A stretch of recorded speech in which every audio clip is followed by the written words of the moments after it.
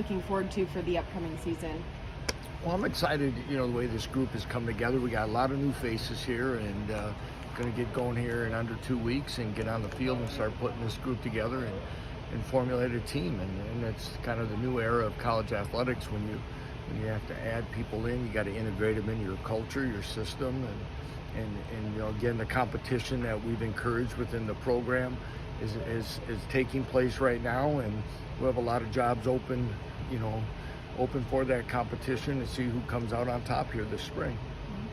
What did you see from DK over the course of his first year here that gave you confidence to promote him? Yeah, it's an excellent question. DK's confidence, his interaction with players. I probably sat in more of DK's meetings last season than any other coach, and when Brian told me his intentions to retire, had some conversations with DK about his vision and what he saw, and it was very much in line with what I'd like to see us step forward as a defense. And I'm excited to see this group led by him kind of take the field here in a couple weeks. I like his attention to detail, his intensity, his expectations of getting little things right. I think his time, whether it be with Matt Campbell at Iowa State or his time with the Eagles, will definitely pay off in a lot of different little things that, we talked a lot about the continuity of our staff and how that was important, and I do feel that's important. But at the same time, when you're able to add new staff members, you see how other things are done, little ways of tweaking, little things of making your program better, and I look forward to DK being a big part of what we do to move this program forward. Was that continuity kind of a top priority when you had to fill those spots? You're asking the continuity of promoting from within. Yeah, I think some of that is always because they know that. But I think when you have those type of people in-house already, that you have to look at it. And again, there's of how we go about it, how our culture is done, how we practice, all those things. And again, I think each one of those promotions is slightly different, but again, it's going to benefit us. What were some of the things defensively that you hope DK brings or evolves with what you guys have done in the past? I think there's some things that we've been able to do. I think will be simpler in some ways. Again, I don't want to get into comparisons of overly past or whatever. I think expectations of how we're gonna do things, how we're gonna rally to the ball, what we're gonna do, and fundamentally sound were things that I just really like the daily approach of how he addressed his position group and how that's going to carry over into our defense and make us, what we'd expect to be a better unit. Lance, what's it mean to get Lubick back in the program? Excuse me, yeah, didn't mean to gag on you there. I think, as I talked many times before, I thought, and this isn't taken away from any past coach, coordinator, or anything that we've had here before, but I thought in the 22 and 23 seasons, Matt Lubick's contributions to our program, to our offense, and ideas and thoughts, little tweaks that we were able to do, but really what his advanced work early in the week was really time-saving for us. I know that was an adjustment last year for us without him, and to get his ideas and thoughts I thought was a huge. I made one phone call. When Jeff resigned. Once we promoted Jim, Matt was the number one target, and he was anxious to return to Lawrence, and I'm excited about that. How do you think he has adapted or will adapt to tight ends, which hasn't been his primary? If you look at Matt's career, he's an excellent, smart football coach. He's coached defensive backs in his career. He knows the game. He's grown up in it. He's involved in it. Yeah, there'll probably be some slight adjustments with the tight end, the inline stuff. But I also am very confident that in the adjustment of rules that analysts and others can coach, we'll have a lot of people that'll be able to be involved and help there. And he's embraced the opportunity to coach that position. What's it like having over 25 newcomers get campus? Again, when we talk a lot about the changes, the calendar and everything. The time that they're reporting, we're gone a lot then, so it's kind of tough. and you bring them all in, and you kind of get reports from the coaching staff or from the strength staff about what the guys are doing. I've had a chance to get around them on some of these days. It's exciting. It's different. We lost a lot of good players that have been part of this program for a long time, but it's exciting to see these guys come together and work, and as they're excited for their new opportunity, we're going to start seeing that here in the next couple weeks, and I'm excited to see what we have. I think there's been some small indications of some guys getting out and doing some things publicly, that we've got some quality young men that are going to add to Jayhawk football as we go through on and off the field. How exciting is it to have some true home games again next year and play in that renovated stadium? Yeah, it's really exciting. We're moving along in a way that hopefully here in the next couple weeks and to a month that we'll be able to access more of the building and more of the operations center for our guys on a daily way. We'll never know exactly the impact of not having games here in Lawrence played on last year's. I don't want to, it's not an excuse. I said it last year, I'll say it again, that we weren't going to use it as an excuse, but I'm sure there were some parts of that really has put its toll on this program, really for over 18 months of adapting and doing some things, and when we're able to get in and be fully functioning the way we want, I think it'll pay dividends. Quickly going back to Coach Zabrowski, I know he's called plays for you in the past. Yeah. What was that conversation like with him about getting promoted and what that looks like? Yeah, I've known that, like Jim was the first coordinator I ever hired. He called the bowl game in Arizona. Again, when I made a decision that I was going to, go outside to make the hire when Andy left, Jim was very professional about it. I talked with Jim about if there were opportunities, some things that I would be looking for and what I was looking for. And I can tell you this, I've been extremely, extremely impressed with how Jim has taken this and how he's organized the staff, how he's gone about the offseason and studying our self-scout stuff, what we're doing moving forward, everything. And he's excited, and I've seen a highly positive change in his demeanor. I think energized at this stage of his career. We had a talk even before the position opened that he was in a comfortable place professionally, that and being a play caller he wasn't going to go chase jobs. If a head coaching opportunity had presented itself, he was going to explore that. But other than that, he was very happy here. His family's happy in Lawrence, and to see that happen, I know that he's going to put his heart and soul into this. And as a head coach working with Jim Zabrowski, we've been very fortunate that we've won our share of football games, and I know Jim will do a fine job. Jim and Matt are both going to be in new roles, but having broadly an offensive staff that's worked together, how much do you feel like that's going to help? And it'll help a lot. Jim, working with Daryl last year, but Jim and Daryl crossed over at Minnesota together. Matt and Jim really bonded well when Matt was in his role as an analyst. So I think that was one of the things that excited Matt about coming back. I think he'll probably answer that himself, but I think we still have good continuity of thoughts. And again, as I said earlier, continuity's big, but stimulating new thoughts and ideas is always good as well. And Matt will bring new thoughts in, and making sure that we don't get too convoluted in too many things. But again, finding out what this new group of players are going to be able to excel at, and finding a way to be productive will be the key. And we'll start taking those steps here shortly. What kind of advantage is it when your play caller has such a good relationship with the quarterbacks and knows them so well? And it's extremely important. I think in some of the things with Jalen and his thought process, where him being comfortable with Z has been very important. They have a strong relationship. I think Cole and Isaiah the whole way, he's been through recruiting that, and in today's world you got to make sure that relationship is strong in what we're doing. So I think that'll be very very important as we move forward. I think it's important that we give our quarterbacks input on what they're liking, what they're comfortable, and I know those guys will have that type of dialogue. With wide receiver, that was a position you guys had to hit really hard in the portal. Can you talk about that strategy a little bit? 'Cause Well, you go again- out to get some guys who can help now, some Yeah. multi-year guys. Yeah, we everything that we still try to look if we can, if multi-year guys are available. We're going to try to lean that way. But again, in most cases, a lot of guys are entering for an opportunity with 1 year left. It just happens to play out. But again, that's part of what today's world is.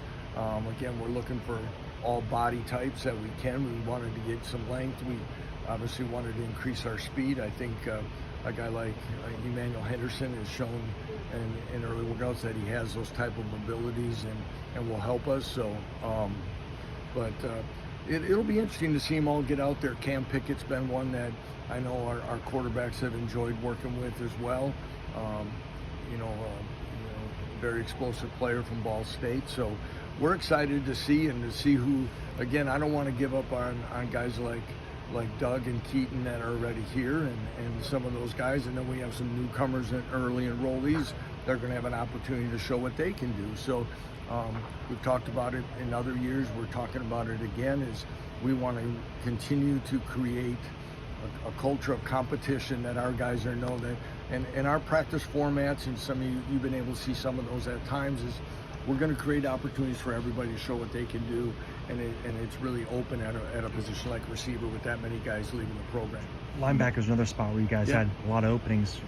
Yes. What was your goal with the linebacker room, and what do you like about what you guys added? Again, to find linebackers that, we lost some experience. We needed some proven players there. We think we have some fine young players that are going to get also the opportunity this spring, but we had to watch ourselves that we weren't going to become an extremely young football team again like we were our first year here. So balancing that, finding guys with size, speed, and physicality that could fit what we do within the scheme were going to be important. And again, I think we found some guys again that are going to be able to do that.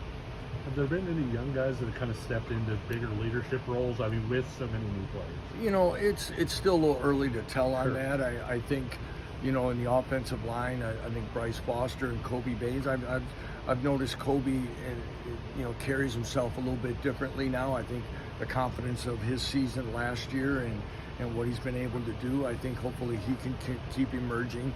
I look at guys like Taylor Davis as a guy in the secondary that you hope will he has leadership qualities. Logan Brantley's a guy that has shown some of that in his way. But again, guys are trying to establish themselves as consistent players in our program. Sometimes that kind of doesn't put them in the position yet to be the full leader that they want to be. I like the way our other, besides Jalen, Cole Ballard, I said from the start, has had natural leadership ability. Isaiah Marshall has shown that as well, and we'll need that from them. Deshaun Hanukkah is a guy coming off injury that is an extremely mature young man that's been through a lot, and I know he's been a fine leader so far and somebody that we'll lean on as well. But I think that's another question towards the end of spring. I think we'll see some other guys emerging. Offensive line, you guys added a fair group between experienced guys, some young guys. Going in, did you know you guys wanted to go after younger players? How'd that kind of process It's play out? again a little bit about availability, interest, and all that goes through. But we felt it was going to be guys that could they help us and do that. And as I said earlier, we want as much consistency as we can have. And I know it's this the new way of doing things and adding to your roster. We just don't want it to be every year to be upperclassmen, and it could be. It's one of the things I want to take a hard look at is really, and I started a little bit last year, is who we're lining up against, and what is the experience or age, or is everybody reloading with seniors, and are you playing a bunch of against, again with appeals and everything and waivers, you're playing against 24-year-olds as much as you're playing against 19-year-olds these days, and there is a difference with that in physical development and understanding. But we want to try to make sure that if we can have guys that are going to be productive players for Kansas, we want them in the program as long as we can. What was Jalen? Just how's he doing at this point? He's doing fine. It's again, his procedure was something that had been irritating for a while, and it was something that he had kind of re-irritated itself in December when he was working out, and it was something that the decision was made. It was best to get it taken care of now. I'll probably find out here in a couple weeks exactly what we can see out of him in the spring. It'll be very limited, but again, he's progressing well, and again, he takes things in such a good way and finds a positive in it, and again, he'll be able to lead from the sideline right now and go from there. Does having the continuity with Jim as OC help you be optimistic about the future of this offense, just knowing that he doesn't have to learn a new offensive coordinator? Yeah, and that is big, and again, just like whether everything was, I think I said it last year. I probably gave Jeff a tough, dealt him a tough hand in some ways, is because it was like we weren't going to change our terminology, and we were going to do that. So this one is as smooth as. Are there going to be changes? Yes, there's things that have already been simplified to try to make it easier, within our terminology and things like that. But that's true every year. And but to have that consistency, and especially for Jalen, with one more year to go, we want to make sure that he could play at his best and be as comfortable as he can be. Does it concern you at all not having much of Jalen this spring when you have so many pass catchers coming in? Would it be ideal to have him? Yeah, but I still think the evaluation of what we're going to see from the receivers, of their ability to get lined up, the ability to make plays, do the things that are needed, and then we feel very confident that, again, a full summer and those guys working together, and he has some ideas of getting together with them already in a plan that I think he'll be able to bridge that gap quickly. Lance, did you talk to your quarterbacks when you were deciding to promote him or bring Matt back? I mean, is that an after conversation or a during? Or? No, it was probably more. I knew the direction I wanted to go, but it was probably more with Jalen. I had conversations with him on what was happening. I had conversations.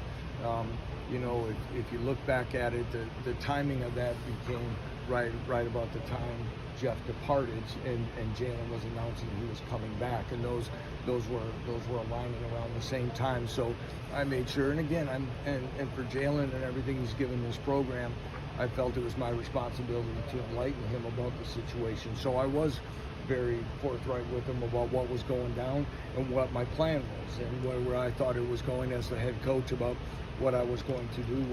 And again, that was about a 72-hour plus thing with Jeff. So I knew I'm already starting to move on it in my mind. And then, the next coach was, the next call was, of course, to Matt. If the job had opened, this is what I'm thinking. Do you have interest? And I don't know if I fully even got the question out if he was in or not, and he said yes. So it was pretty exciting. And once I told Jalen those two steps about where it was going and where it was going to be, I think his familiarity with Matt made it even more exciting about what our passing game would be. You've expressed happiness before about the analyst rule, allowing more people to coach, and now you've promoted one of those analysts. How helpful is that as a development tool for coaches? It is. It's tough. Sometimes in this new world, I was excited about it because now we finally get to play the same rules that most guys have been doing, as you know. But did I just say that?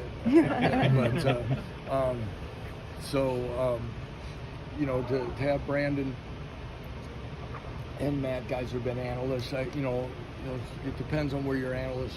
If it's somebody that's been an experienced coach or where the fit is, but it's a tough balance, and you want guys that are able to step in if the opportunity presents itself.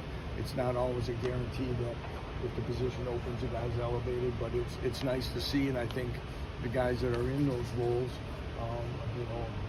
understand and appreciate that there is a possibility to be the lead coach.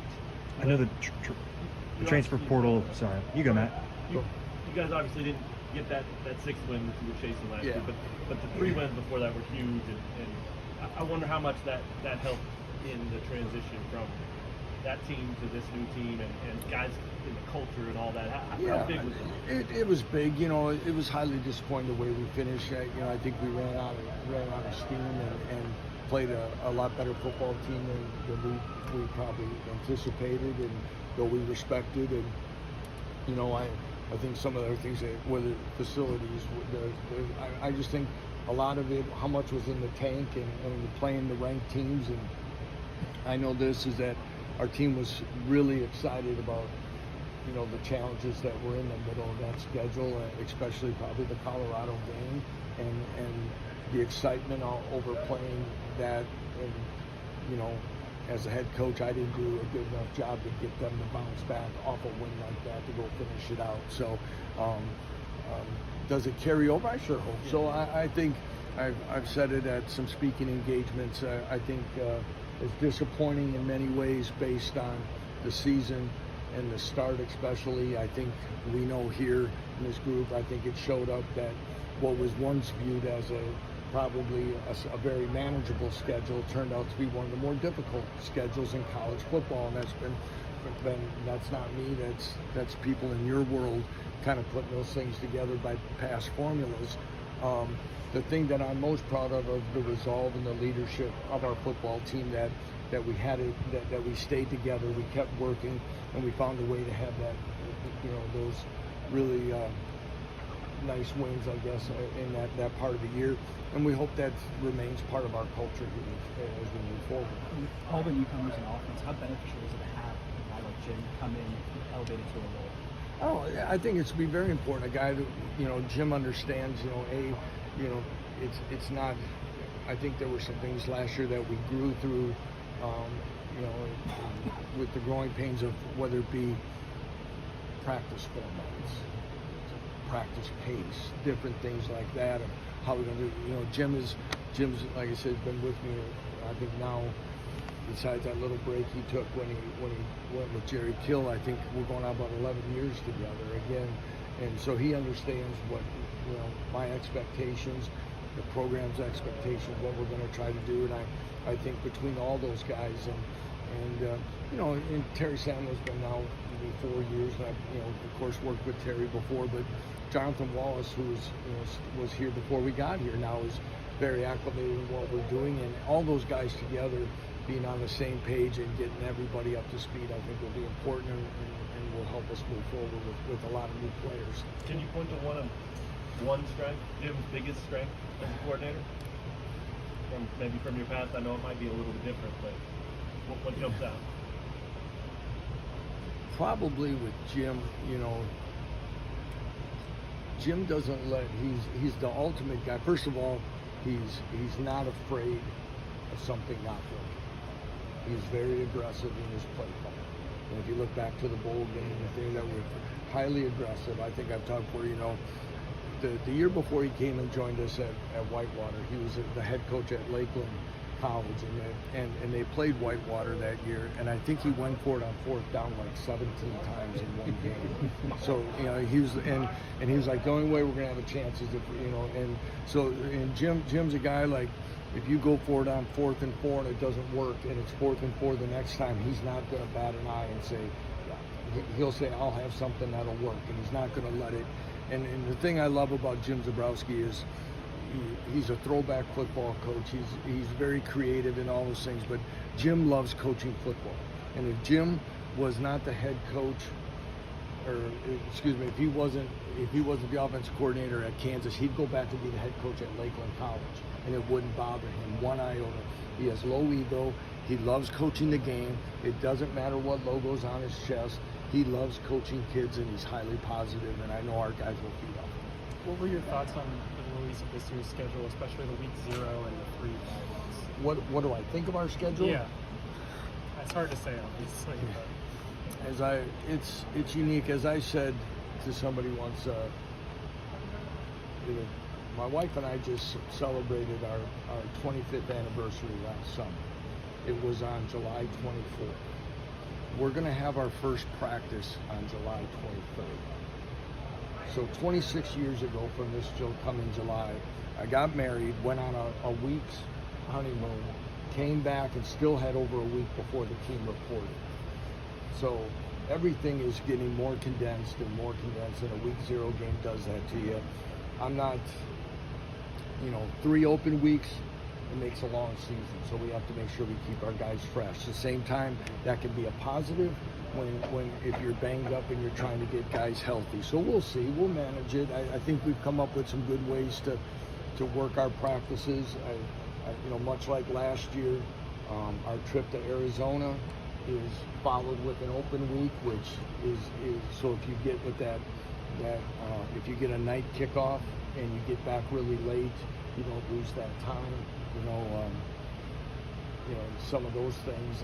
I think, what do we have, 3, then an open week, and then we have 4 in a row. So at least last year's, we had the open week, 2 games open week. That didn't really fall very well for us as far as things. But I do think as far as how they're spread out, I think it's pretty good. I haven't studied everybody's schedule within the league, but I didn't see anything that was way over the top of any imbalances on how it was set up. Yeah, was surprised that Jeff left after the season. Yeah, I was. I'm not going to say it, but as it went down. But looking back, I respect his decision and could see some of the factors that might be part of it. And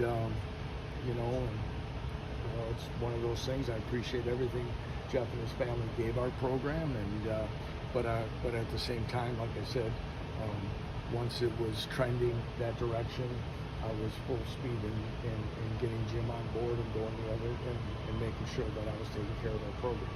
Time for one more. I know the transfer portal is always changing. Was there a unique challenge that you guys faced this year that maybe you didn't see in years past? I don't know. I'm sure our staff would tell you some, but it's getting unique. That's for sure. I'll just leave it there for right now on some things. It's there's the window of time and all that is very interesting, and the way things are happening. Most of our guys, like when we were doing it a couple years back when we brought most of those guys in, most of the time it was like a regular recruiting weekend. A guy would stay 2 nights, and you know now we almost say it's like speed dating. They're coming in. We didn't have any. I think we had 1 guy stay 2 nights. Everyone was because they're trying to get their visits in. It's really fast, and you're trying to make it work, and again, that's where you got to make sure you're doing as good a homework as you can for the right fit. Not everybody that came on campus was a fit, and we had to make some tough decisions. So that continues to be the challenge in this.